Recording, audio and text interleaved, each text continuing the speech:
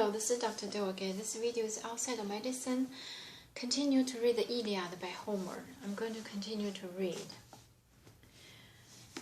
An average man would strain to lift it off the table when it was full, but Nestor, old as he was, could hoist it up with ease. In this cup, the woman, skilled as a goddess, mixed them a strong drink with Praemunine wine. Over it, shredded gold cheese with a bronze grater and scattered barley into it, glistering pure white, then invited them to drink when she had mulled it all. Now, as the two men drank their parching thirst away, and had just begun to please themselves with talk, confiding back and forth, there stood Patroclus, tall at the threshold, vivid as a god. Old Nestor saw him at once and started up from his polished chair, warmly grasped his hand and led Patroclus in, pressing him to sit, but standing off to the side his guest declined. No time to sit, old soldier, dear to the gods, you won't pursue me.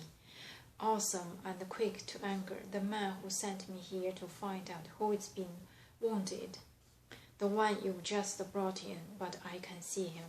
I recognize my Con myself, the expert healer. So back I go to give Achilles the message. Well, you know, old soldier loved by the gods. What sort of man he is? That great and terrible man. Why, he'd leap to accuse a friend without a fault. But Nestor, the noble charioteer, replied at length, now why is Achilles so cast down with grief for this and that, a keen wind by a stray shaft? He has no idea of the anguish risen through the army. Look, our finest champions laid up in the ships, all hit by arrows or run through by spears. There's a powerful Diomedes, brought down by an archer, Odysseus, wounded, and Agamemnon too, the famous spearman, and Eurypylus took a shaft in a thigh. And here, my Con, I just brought him in from the fighting, striking down by an arrow whizzing off the string, but Achilles. Brave as he is, he has no care, no pity for our Achilles. How long will he wait? Till our ships that lie the shore go up in flames, gutted despite a last-ditch stand, and we ourselves are moved down in droves. And I, what god I am?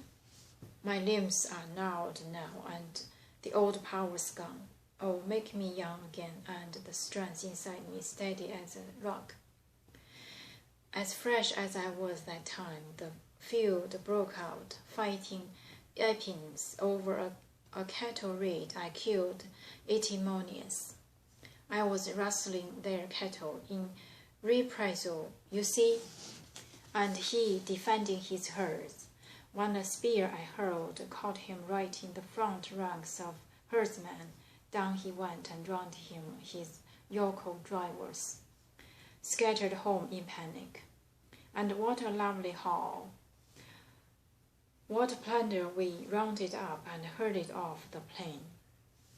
50 herds of cattle, as many head of sheep, as many droves of pigs, and as many goat flocks ranging free, 150 horses too, strong and tawny, broad mares everyone, and under the flanks of my nursing foals.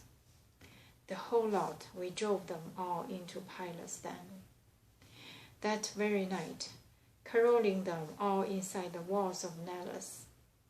And the father beamed, seeing how much at one, a young soldier, out on his first campaign, and the heralds cried out at the break of day, Pylians, come collect your debts from wealthy allies. And a troop, Pylian chiefs, turned out in force to carve up the spoils. The Epines owed us all, few as we were in Pylos, hard pressed as well, for mighty Heracles came against us years before. He ground our lives out, killing off our best 12 sons. We were of the noble old Nilus, and I alone was left. The rest of my brothers perished in that rot. Riding high on our loss, the Apians rose in arms, loading over us, harassing us with outrage after outrage. So now, out of Apian spoils, the old king chose a herd of cattle and handsome flocks of sheep. 300 head he picked, the herdsman too, for wealthy allies, owed my father a heavy debt. 4 prize-winning thoroughbreds, chariot and all, they'd gone to the games, primed to race for the tripod. But Augeas, the warlord, commandeered them on the spot and sent the driver packing, sick for his team. So now old Nilus, still enraged at it all, and the threats to his men, the naked treachery, helped himself to a priceless treasure, chose but gave the rest to his people to divide. So none would go deprived of his fair share. But just as we were parceling out the plunder and offering victims to the gods around the city, right on the 3rd day they came, the Apians massed in a swarm of men, and the plunging battle stallions struck at the border, full force, and square in their midst the 2 Molians armed to the hilt, and still boys, not quite masters yet in the ways of combat. Now then, there is a frontier fortress, Thyrosa, perched on cliffs, far off about Alpheus, at the edge of sandy Pylos.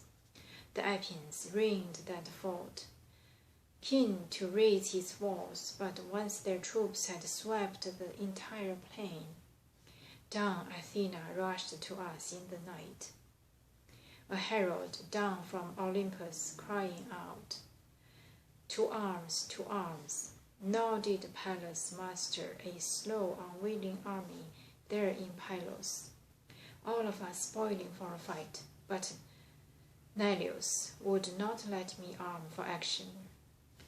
He'd hidden away my horses, thought his boy still green at the work of war. So I had to reach the front lines on foot, but I shone among our horsemen all the same. That's how Athena called the turns of battle. Listen, there's a river, and Minos emptying into the sea beside Arene's walls, and there we waited for goddess dawn to rise. The Pylian horse in lines, while a squad of infantry came streaming up behind. I'm going to stop here today and continue next time. Thank you for watching.